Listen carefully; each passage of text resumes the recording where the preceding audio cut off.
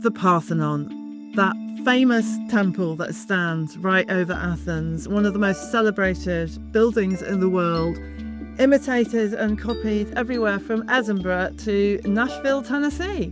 Nashville, Tennessee is brilliant because it's an almost exact life-size replica. But it's also been a huge draw for modern celebrities. I remember Cliff Richard crooning in front of it in the movie Summer Holiday. Do you remember that? No, I don't, and I find it charming that you think of him as a modern celebrity. Now it's in films, it's in video games, it's in memes and emojis, everywhere. It's absolutely everywhere, and it still, of course, dominates and towers over the city of Athens. It's kind of a national symbol for Greece, and it's also a symbol, I suppose, of the persistence of the idea of the classical world. Some people, maybe not me, but some people would say it was a sort of symbol of civilization itself. So the picture of it, I think many people could name it. It's a bit harder to know what exactly this thing called the Parthenon is, who built it, what it was used for, why it's so important, what actually the word Parthenon means. There are lots of other things that we could talk about in relation to the Parthenon, not least the ongoing centuries-old argument about whether it's okay for the British Museum to own vast chunks of its sculptures and whether they should be restituted to Greece. But actually, we'll talk about that another time, but we're not going to talk about that today. We want to start today from actually just thinking about the building itself.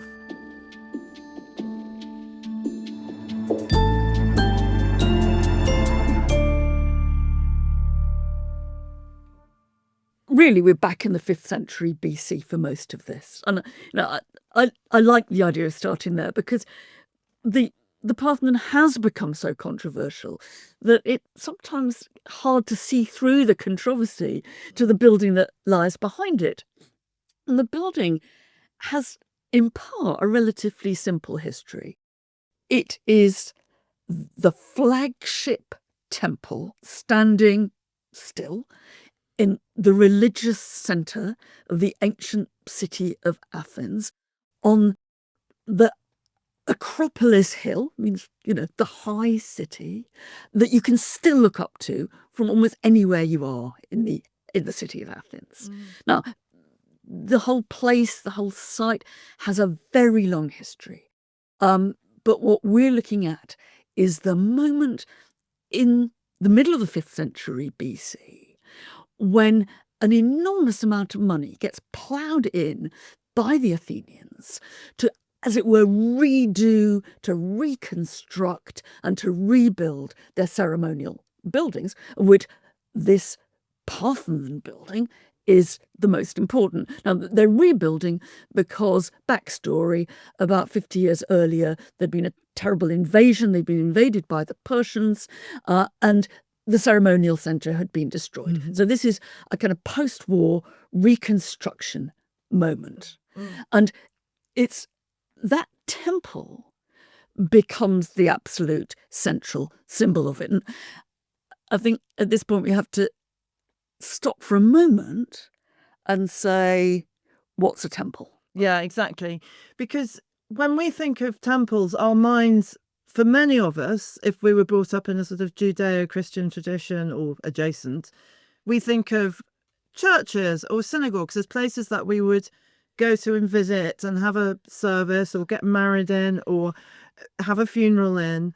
And partly because a lot of our kind of ecclesiastical or religious architecture draws on actually these wonderful classical temples, and very often the Parthenon quite closely in certain cases. I think it's easy to get confused between, but actually ancient Greek temples were super different, weren't they? You didn't go there for a kind of service dedicated to the goddess or whatever, did you? It's completely different. And I mean, essentially what an ancient temple is, and this is true for Greece and Rome, it is a house. But it's not a house for us. It's a house where a statue of the god or goddess lives. Now, there might be all kinds of rituals that happen around about the temple, But you don't do that inside. Mhm. Inside is where the god or goddess was given a guest house, really, Yeah. in the city. And what's really striking is that, and this is where we're coming to the name Parthenon, each of these gods and goddesses are not like we tend to imagine. Athena, the goddess Athena, she's the same everywhere. The god Apollo's the same everywhere. Each of them in each temple have their own specific identity. And so it's a house for that specific god. And so far as the Parthenon is concerned, the god in question, the patron deity of Athens, is Athena Parthenos, and that means virgin. What we call the Parthenon is the temple of the virgin goddess, the Parthenos goddess, Athena. Right. And there may be other, and indeed are other temples in Athens that are dedicated to Athena, but are dedicated to other aspects of her. And indeed lots of temples to other gods. But this is Athena's temple that contains her image. But there is this sacrifice business, right? I mean, people sacrificing to the gods is a big thing, but that happened outside the temple, Mary? Yep. You would sacrifice, basically kill animals to offer to the goddess or the gods, but it's outside. What happens? The ritual is open air. You don't go into the temple in order to have a service conducted by a priest. You go into the temple, if you go in, to see the statue of the god or goddess. And that's the bottom line. Yeah. Okay, so thinking about the Parthenon itself, like who actually built it is a really interesting, like physically, who built it, who designed it, who master planned it, and who put their hands to the stone. And actually, oddly enough, because given that it's so very long ago, we know quite a lot about that, right? We know that there was an extraordinary figure called Phidias who was a sculptor, but was also as it were, the master planner of this entire complex of extraordinary buildings on the Acropolis. And we also know the names of the actual architects. Yeah, we know a huge amount of some of the characters who lie behind this. There's Pericles, who is working within the democratic constitution of Athens in the 5th century, but has quite a lot of individual power and is often treated as the mastermind behind all this rebuilding, because it's not just the Parthenon. There's other buildings on the Acropolis and elsewhere. We know the name of the big sculptor designer called Phidias. We know the names of the architects of the Parthenon, Ictinus and Callicrates. But that is just the tip of the iceberg, because aside from the big names in this, there are thousands upon thousands of ordinary Athenians who are involved in some way, from the quarrying of the stone to the trundling of it to the putting up the scaffolding to the carving, in creating within 15 years this vast building from starting at ground level and having it finished off. It's a huge capital project. This is the HS2 of the Athenian 5th century, and they do it with considerable more speed, transparency and commitment, I think. Yeah, than any modern capital project, such as Britain's own dear high-speed rail link, which has been trundling on for years. I mean, one of the wonders of this whole thing is how relatively well documented it is for us now. I mean, certainly compared to other building projects in the ancient world. We know, actually, I think, a really surprising amount of the sort of minute detail of how they did it. And because the Athenians in the democracy of the 5th century were absolutely committed to transparency. So what they did is they would publish the records of the employment, of the money spending on these projects in minute detail. And by publish, I mean they would inscribe them on stone, right? All ready for anybody who wanted to read this boring stuff to read. I love it. I mean, can you imagine public accounts and these days being inscribed on stone for everybody to come and look at? It's absolutely amazing. But lucky for us, because it survived. Some of them survive. I mean, we get little fragments, but they're the kind of fragments which just give you a little insight to how the building worked, and you can see them do things like commission a whole load of wood purchases. Right? And you think, right, okay, so they're building scaffolding now because they must be putting the scaffolding up on the building.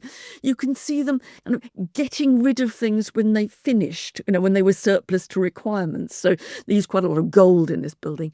And when they finish, they sell off the excess gold. And you can see them kind of policing the employment practices. What do you do about the guy who might be a bit slower at his work than the man next door?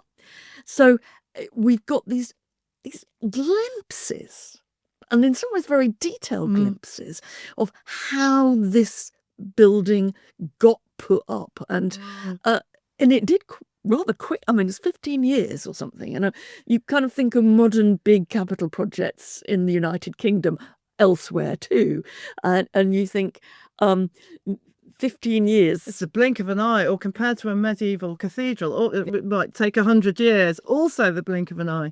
There's a much later description by Plutarch, a Roman writer writing in Greek. I mean, admittedly from hundreds of years later, but he was writing a biography of the statesman Pericles, but he writes about all the different trades and all the different people who were involved in the construction, which, even though it's much later, it does have the sort of ring of plausibility about it, and it's very vivid. He talks about sailors were involved, and soldiers, rope makers and carpenters, moulders, bronze smiths, stone cutters, dyers, workers in gold and ivory, painters, textile workers, embossers, people who made furnishings, wagon makers, trainers of animals and drivers, leather workers, road builders and miners. Like, this is a whole city undertaking where no one is untouched. Because you've got to quarry the marble. Yeah. And then you've got to bring the marble from the quarries outside Athens 10 miles away or something to the city. So you need roads, and you need to pack animals. And you need, there is a great system here, and there are overseers who are clearly kind of big mastermind planners. And I don't think those are necessarily the Phidiases or the Ictinuses or Callicrates of this world. These are the sort of upper echelons of the middle management are doing a lot of this. Because the modern equivalent would be blokes in hard hats with clipboards, engineers really making sure that this thing happened in the order that it needed to happen and on time. And they did a very good job. 15 years is the blink of an eye for something as extraordinary as the Parthenon. No. And what they're putting up here is something which would be kind of easily recognisable to anybody from any part of Greece who visited it. I mean, we've talked about a temple being not really like a church, much more like the home for a statue of the god or goddess. But they tend to follow the same pattern across the Greek world and later in the Roman world. And what you've got in the Parthenon is in some ways quite typical of that. So, they knew what they were building. They weren't kind of inventing all this from scratch. And you've got a central room, or in this case, 2 rooms, standing on a platform. And that's where the statue of the god is going to be. Round this, you have a colonnade formed of columns. And at either end, at the very top, you have these things technically known as pediments, but really what they are, just triangles. So you've got 2 triangles, one at each end, columns all the way around, and a couple of rooms in the middle, and it's all raised up a bit on steps. Now, they're doing this at an absolutely vast scale, but they kind of, the template's already there. And I think what's really surprising, what would have been surprising about the Parthenon when it was being built was not just its size. It's a very big temple. It doesn't end up actually being the biggest temple in the Greek and Roman worlds at all. What was really surprising, this is where people would have, jaw dropped, is that every possible place you could put sculpture, they put it. Right. Right. So you've got sculpture in the gable ends. You've got sculpture going round the inside of the colonnade or around the central room. You've got sculpture just underneath the roof, 92 panels of individual bits of sculpture. And that is what would have been surprising. And that in some ways is what attracts the attention of Greek writers, because, and you've mentioned Plutarch talking about, the immense busyness of actually getting it done. The Parthenon becomes a tourist attraction as well as a kind of central bit of Athenian ceremonial space.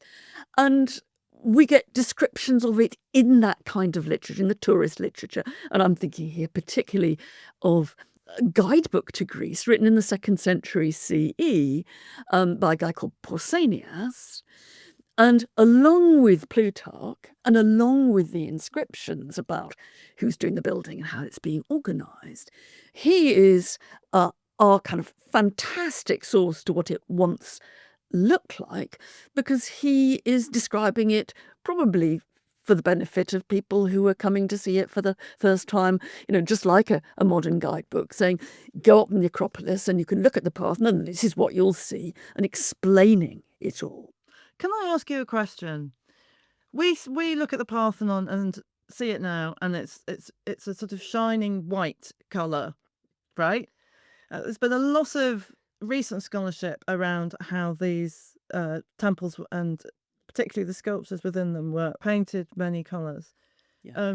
I always find it quite hard to take because the ingrained sense of classical sculpture being this sort of shimmering white is quite hard to get your mind around the idea that they may have been painted in a kind of hyper-realist flesh tones and multicoloured robes. So what's your opinion on that?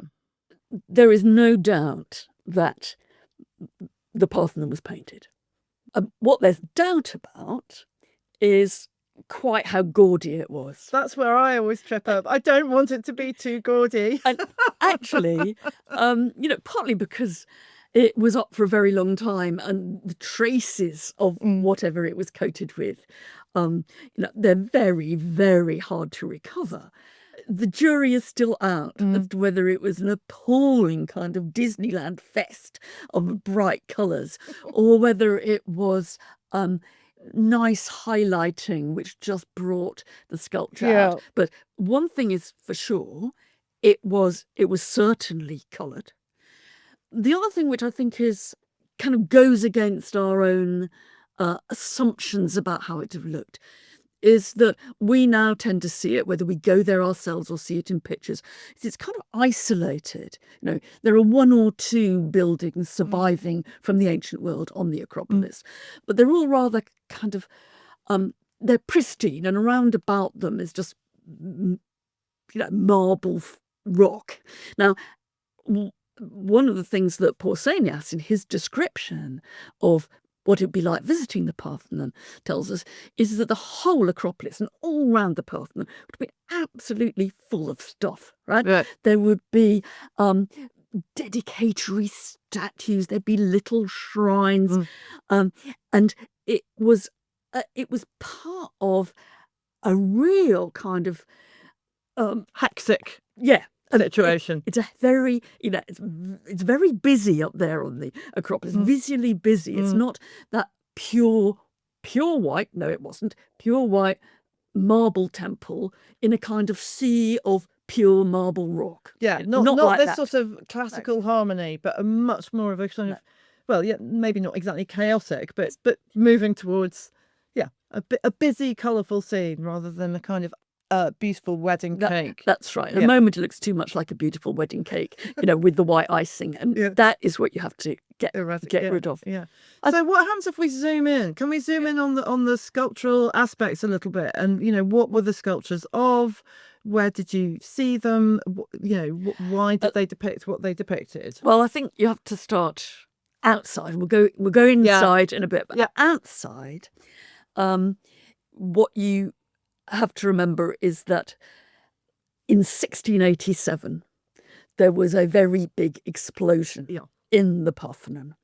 It was then being used by the Ottoman Turks as a munitions depot, and it got hit by a Venetian cannonball in a war between the Venetians and the Turks.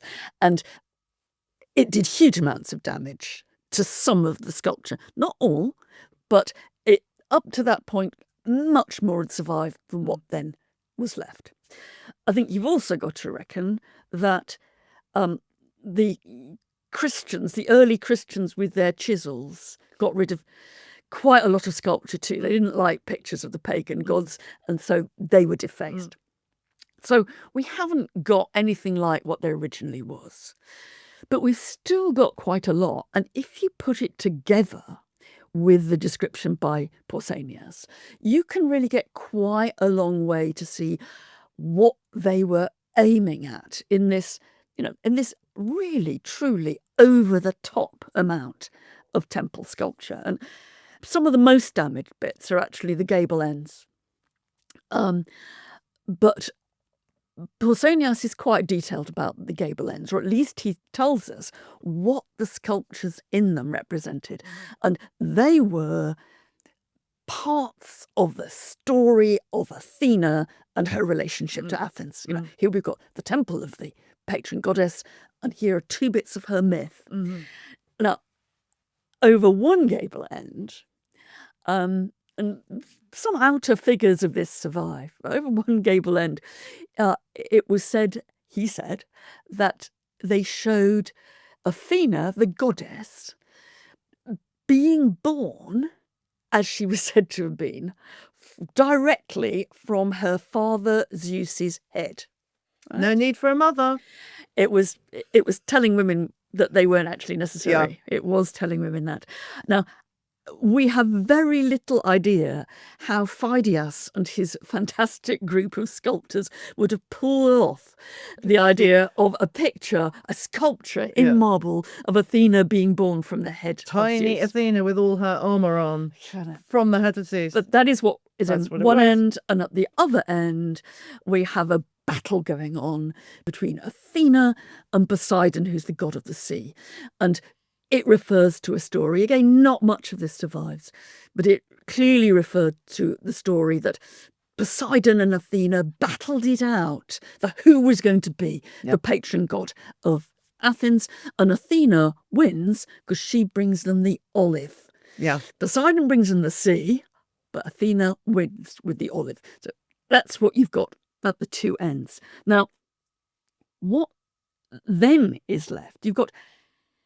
You have 92 panels around the top, just under the roof, which show conflict. They're actually, not all, they mostly show conflict between civilization as represented by Greece or by Athens, and barbarity as represented by all kind of nasty things in the world. So just to be clear, this is running around the top of the temple from the outside. Yes, this is what, if you're a nerdy, geeky person like me, you call the metapiece. Yes, if you're a nerdy, geeky person like you, Charlotte, this is the metopes or metapiece.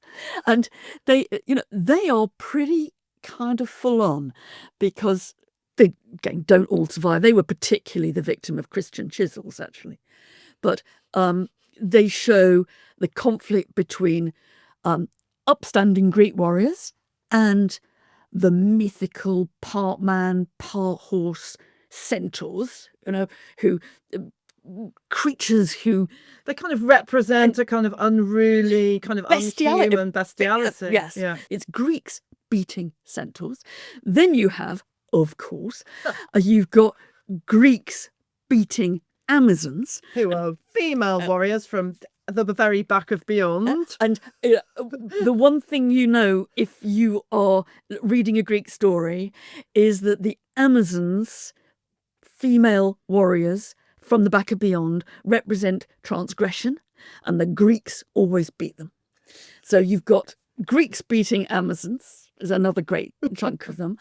And you also have kind of in a similar vein, though this time involving gods, but you have gods beating giants who tried, in a famous conflict, tried to kind of usurp the position of the gods. So it's quite hard, I think, to get across how brutal this was. This is an absolutely in-your-face narratives about Greeks winning things, right?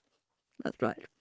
Now, but there's one more bit, and it is the bit that we now kind of admire the most about the Parthenon sculptures, because it's the frieze.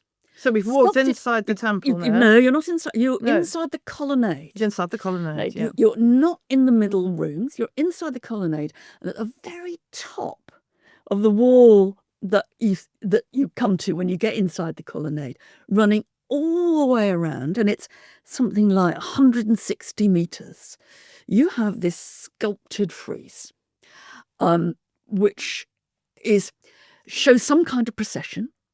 It's now hugely admired because of the way it manages to kind of show you kind of 4 horses all in a row carved out of about 2 inches of marble, and there's chariots, there's some people carrying offerings. It's going all the way around the building.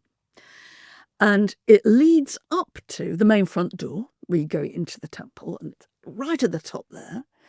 And there is one scene which is actually, it looks like a deeply underwhelming culminatory scene of a child. It's not quite clear whether it's a boy or a girl. A child handing over a bundle of textiles to an older person, right? This is the sculptural scenes that we can see partly in the British Museum and partly in the Acropolis Museum in Athens. So this is, as it were, what the fuss is about, that we're not discussing today. There were, the pediments and metaphors are also part of this, part of the problem. But these are the ones we can now see super close up in museums. Yeah, that's right. In short. But actually, if you've been there, you'd have been craning your head at a very peculiar angle to see them. Well, there's a kind of surprise here because, we've mentioned before Pausanias and describing the sculpture and describing the ancient touristic experience. What is really interesting is that Pausanias doesn't mention the metopes, but he doesn't mention the frieze. Now, there's 2 issues here. One is there's quite a strong suspicion that Pausanias never noticed the frieze because it's right up high in the inside of the colonnade. Yeah, perhaps he didn't see it. But what it means is that this rather puzzling bit of sculpture, we don't have an ancient identification for. We don't. He doesn't say, "Oh, there's a frieze there, and it shows this." Yeah, he's completely silent. So the frieze and what it represents has become the big mystery of the Parthenon. Actually, now. The standard view, and I think it's one that I'd go along with, but it's not the only view, is that what it shows, and it's a bit complicated, but it shows the procession that leads up every year to a new dress, basically a new dress textile, new robe, being handed over by one of the weavers' children or whatever to the priest of the next door temple to the Parthenon. This is where it gets complicated. It looks as if what we're seeing here is this regular ritual event, all happening outside, not in the temples at all, which made and handed over a frock, basically, in which another statue of Athena was then dressed. Now, this statue of Athena actually was just a plank of wood, so she sure needed a dress. She was kept in a nearby temple.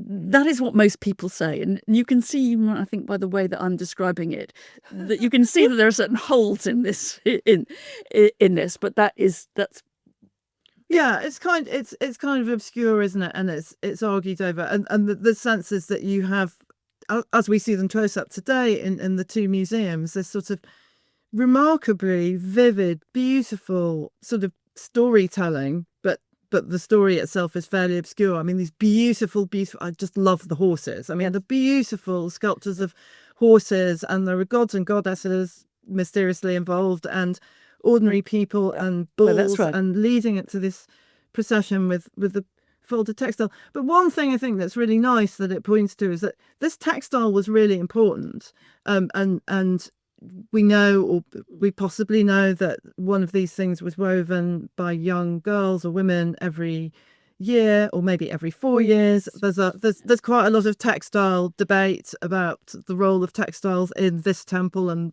actually the Parthenon itself. But whatever it is definitely a textile, and it's definitely the focal point of this absolutely enormous procession. And we don't have any of these textiles because they just don't survive in the way that ceramics survive and that stone sculptures survive. But we also, it was possibly very elaborately woven with scenes from the myth of Athena. You know, one has the impression that it was probably a very precious and important object, but slightly mysterious to us because we don't have textile work that sitting in museums making us think, gosh, how wonderful ancient Greek textiles were. We don't have that. So my suspicion is that actually that textile could have been really quite an extraordinary thing. It's absolutely a wake-up call. Trying to, I think, for now, it unseats our assumption that Greek art comes in stone and pottery. Yeah. You know, Greek art came in a whole wide range of forms, and some of the most important objects were textiles woven by women. Yeah. Women and kids. So this is a sort of incontrovertible part of the whole religious arrangement that we definitely know was made by women, this particular little textile. And that's the focal point of this enormous procession. So, you know, there are women involved here as well as all these blokes. That's right. But nameless women. Yes. But, you know, you watch people, I mean, this particular scene is in the British Museum, and you watch people seeing that this, being told that this is the central focus. This is the central bit over the front door, guys, right? And they look puzzled. It's because what on earth is going on? Well, it looks like a folded tea towel. It looks like a blanket. It looks like a blanket, you know, and it is very hard to make sense of. Yeah. I mean, one of the things that is peculiar about the Parthenon and why people have wanted to find other explanations from the one that we've been sort of gesturing towards is that the decoration on Greek temples is, apart from this, overwhelmingly, it depicts gods and mythological figures. Right? So every Greek temple, its sculpture is gods and myth. And just like the metopes around the Parthenon or the gable sculptures. So people are worried about this appearing to show a real-life procession with real-life Athenians in it. And so they wanted to try, and I think they've been super unsuccessful, they wanted to try to find a myth that you could make this fit. There's been myths of human sacrifice have been appealed to, not very convincingly. But if it is a representation of the Athenians in procession handing over this textile, it's also a sign of the extraordinariness of the Parthenon in that it's representing real human beings. Yeah. And people would then say, right, that's the Athenians for you, isn't it? You know, slightly above themselves. Yeah, they've put themselves into a mythical position. They've believed the myth. They believe the Their own myth. myth, You know? So, and it is, you know, and I said it's the Parthenon mystery. It Yeah. is the Parthenon mystery. And, you know, as you start to tell the story of it, It kind of unravels a bit in your hands, doesn't it? does. We don't know quite yeah, enough. this is a textile, but it's not actually for this temple. It's for the next door, you know. And you think, I feel the lack of conviction coming over in what I'm saying. Yeah, well, but look, I'll tell you what, why don't we walk inside the temple now? Because as we walk, we've walked up the steps of the temple, we've walked around it, we've walked around the outside, we've walked around the entire colonnade, we've craned our heads. And if we're Pausanias, we've failed to notice the frieze. Failed to notice the frieze because we're lazy tourists. But now we're going to walk right inside the temple, and actually we're going to be greeted by an inescapably magnificent, shimmering, overwhelming, blingy sight, right? It is a 12 to 15 meter statue of the goddess Athena Parthenos, the Virgin Goddess, and she is made out of gold and ivory. So my favourite obscure classical word, Chris Elephantine. She's a Chris Elephantine statue. Made out of gold and elephant. Ivory, right? And the whole point is she doesn't exist anymore, right? You went in antiquity, you'd have gone in there and had this extraordinary vision of this vast, shimmering, wealthy, shiny, white and gold thing.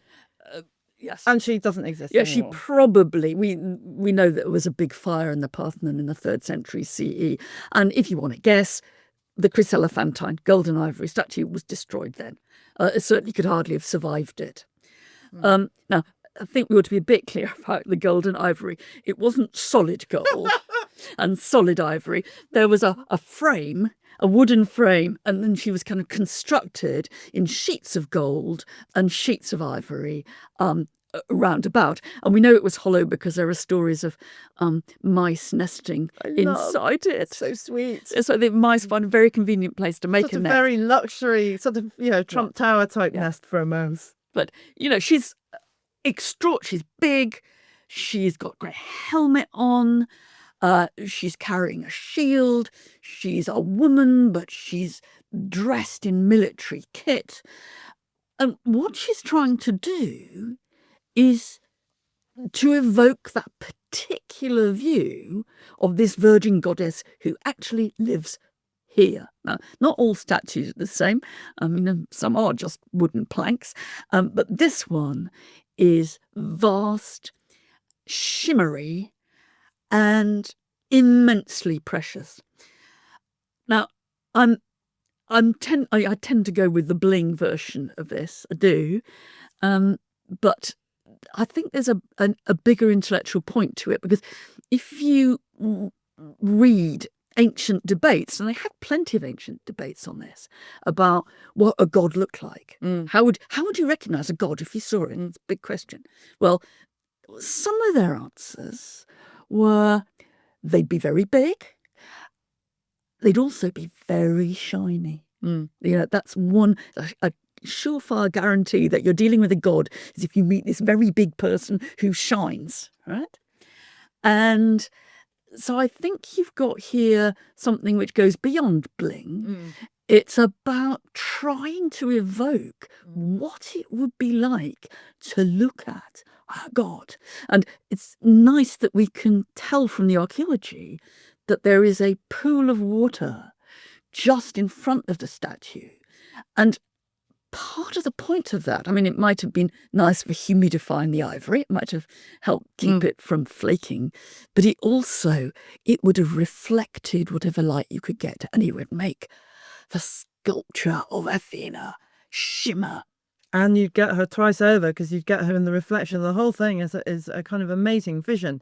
And we know about her partly because actually Pausanias, our guidebook writer, was obviously, completely bedazzled and overwhelmed by the sight of this sculpture, which is why he maybe forgot to mention all the boring stone sculptures around the outside, because he really does describe this sculpture in quite a lot of detail, down to the details on her helmet and so on and so forth. This was obviously what would grab your attention. Yeah, and Pausanias is a really good, really detailed account. I mean, I just thought 80% of his description of the Parthenon for your average tourist is about this sculpture. It's not about the rest. But we've also got some glimpses of her from a sort of ancient tourist trade. Yeah.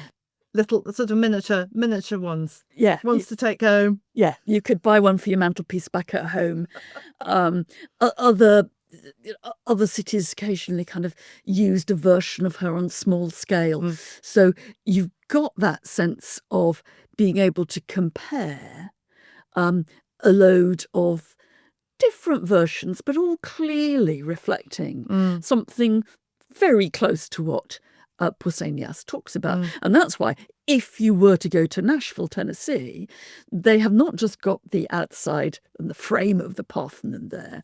They've also got a modern replica based on all these of the statue of Athena herself. And it has quite recently been gilded, so you can get the real impression by going to Nashville. The shininess. But there's another room. There's another room, right? So there are two rooms. The other room is full of stuff, right? Full of the riches of the Athenian. Temples quite often just have one room in the middle, and that's where the statue of the god goes, and that's it. The Parthenon's got a back room as well as a front room. The statue is in the front room. In the back room is what we call the treasury of the Athenians, and it is. It includes all kinds of things that were offered to Athena, that the Athenians had got from places, and they stuffed them away in this fantastic Aladdin's cave just behind, in the room behind the statue of Athena. And they are just extraordinary. I mean, there are thrones that they've looted from somewhere. They've got daggers. They've got lyres. There's a gold drinking horn. Now, we know this from descriptions and inventories, inscribed inventories. We don't see them any longer. They're also all gone. But there was supposed to have been a gold drinking horn that Alexander the Great's wife gave them. And Alexander, how on earth it all fitted in, heaven only knows. Alexander is supposed to have donated to the temple, which is also the city, really, 300 suits of Persian armour. Piled. It's a lot. It's a real dragon's hoard, and it's quite hard to imagine how it would be in heaps. I don't know, or displayed in museum conditions. I mean, who knows? It's with heaps with stuff. All the transparency again of making lists of it and saying what there is. And it makes you realise, I mean, that there must have been security issues here. Yeah. And our idea that we would just walk into the Parthenon and admire the sculpture and go away again. I suspect there were some quite burly security guards, and it was heavily locked after dark because this is where an enormous amount of the wealth, which belonged sort of to Athena, but sort of to the city of Athens, was housed. Yeah, and in this, so we've been through the outside and the inside now, and we've talked about this sort of guidebook descriptions of the temple.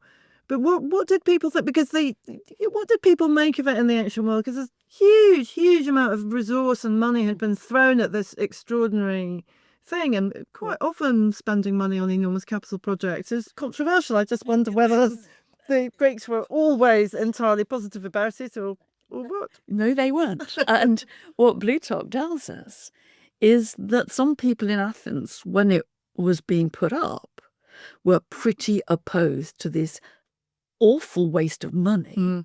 But also there was more to it, because if you say, well, who really bankrolled this? Well, Athens in the middle of the 5th century has got a growing empire. It's a pretty exploitative empire. And where's Athens finding the money to build something like the Parthenon and all the other buildings? Well, actually, it is from the profits, the tribute, as it is euphemistically known, from the Athenian Empire, or the allies, as they're euphemistically known. And the part of the awkward squad in Athens. So this is what's quoted. The Parthenon was like dressing up Athens like a whore.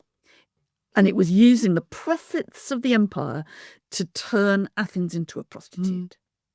So there is this kind of other strand. And sort of discomfort with the excess. And you get hints of that in little reported anecdotes, which say, for example, that there was a little case about corruption aimed at Phidias, because had he actually made off with a bit of the gold that was supposed to be on the sculpture of Athena.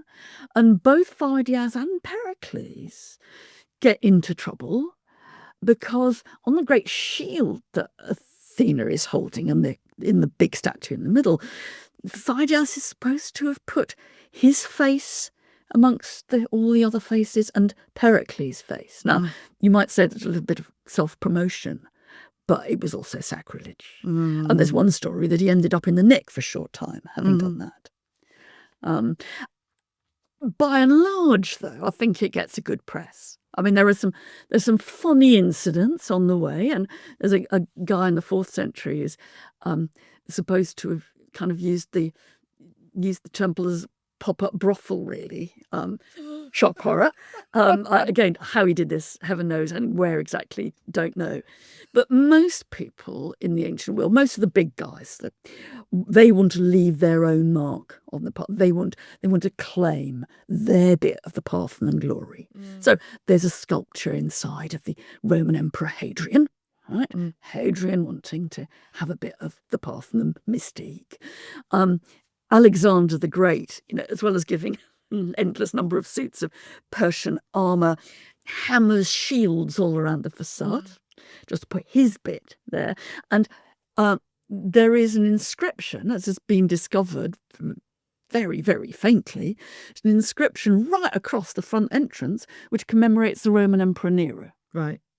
That's so interesting, and it shows that this building, as we know, has a super long life, taking us right up to today, and as it were, it has the life of the century in which it was built, but then a long, long history of use and reuse and claiming and reclaiming and decline and revival, which we will look at in a future episode. We are going to, because, it's somewhere in the 3rd century, it probably did get very badly damaged by a fire. But the good news is that was not the end. It wasn't destroyed, it was damaged. And it was not the end of the Parthenon, which eventually gets turned into a church and then into a mosque, and the history still goes on. Yeah. So the history still goes on till today, when Greece has become one of the most visited countries in the world for tourists. Lots of people go to Greece. Obviously, not everybody goes to Greece. Not everyone can get to Greece, but it is a hugely visited country. The Acropolis, the Parthenon itself, is by far the most visited site in Greece, and thousands of people, maybe 17,000 people, go there every single day. It can get very hot in Athens. I feel exhausted even thinking about visiting the Acropolis and the Parthenon, or I have done in the last 5 or 10 years. What tips would you give somebody who wanted to do it, Mary? Is it a kind of go early in the day situation? Is it go in the middle of the winter situation? I mean, what's the best way to visit? Ideally not in summer, but then most people who are going on their holidays to Greece are going in the summer, so that's not very helpful, I think. It is a bit of a climb to get, this. We've talked about the Acropolis. It's a hill, right? Yeah. You have to climb up the hill to get there. I think that we always tend to have the view that somehow it's more honourable to go early in the morning. Get up early before the sun is up. I think most visitors tend to think, let's get up early and go quickly. That's the problem, isn't it? There's already a queue super early, so everybody's having that thought. So I think possibly go late. I have much enjoyed my visits there. I have to confess that now I prefer to go to the Acropolis Museum, which is a fantastic museum, beautiful museum. and you can sit there and you can look out of the windows designed to give you the perfect view of the Parthenon. So I think I wouldn't feel too guilty at not making the climb. Also, the Acropolis Museum has a very nice cafe. You can be among the sculptures, those that aren't in the British Museum or elsewhere, and look at the wonderful architecture of the Parthenon from afar. The other alternative is to go to Nashville, Tennessee. Well, Mary, I think we should finish there for today. But, I mean, you've literally written the book on the Parthenon, which is... book. It's true, it is a book, but I would say it's a brilliant book. And my relative silence during this episode has been because most of what I know about the Parthenon is from your actual book. I actually really love this book, so it would be remiss of me not to mention that if you want to know more about the Parthenon, please read Mary Beard's book on the Parthenon, which is a superb book. But as ever, we want to know your thoughts and comments, ideas, questions. And so if you have them, please do send them to us at instantclassicspod@gmail.com or on our social media at instantclassicspod. Bye! Bye.